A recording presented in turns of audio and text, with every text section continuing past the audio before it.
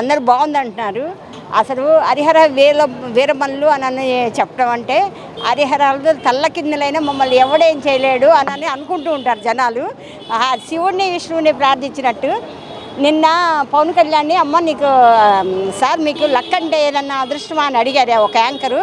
వాళ్ళ అమ్మమ్మ 2007లో చెప్పింది ఏది అయినా పవన్ కళ్యాణ్ చేయగలడు అని వాళ్ళ అమ్మమ్మ చెప్పింది. వాళ్ళ అమ్మమ్మకి ముందు అసలు పవన్ కళ్యాణ్ థ్యాంక్స్ చెప్పాలి.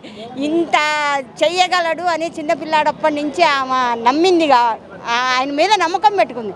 తర్వాత మా ఇంతమంది కోట్లాది మంది జనం అభిమానులు ఆయన నేనేం చెప్పారండి, మాకు నీ గుండెకి నా గుండెకే దూరం, అంతకుమించి ఏం లేదు, ఇంక అసలు మనకి సంబంధమే లేదని. అట్లాగే కోట్ల మంది హృదయాల్లో ఉన్న మన జనసేనాని ఇప్పుడు పెట్టే మనం ప్రతి రూపాయి జనసేనకి ఆయనకి ఏదో పెట్టినట్టు కాదు, దర్శకులకు నిర్మాతలకు ఇచ్చిన కాదు, పేద ప్రజలకు ఉపయోగపడుతుంది. అట్లా ఎవడు ఎంత మటుకు చేయగలడు.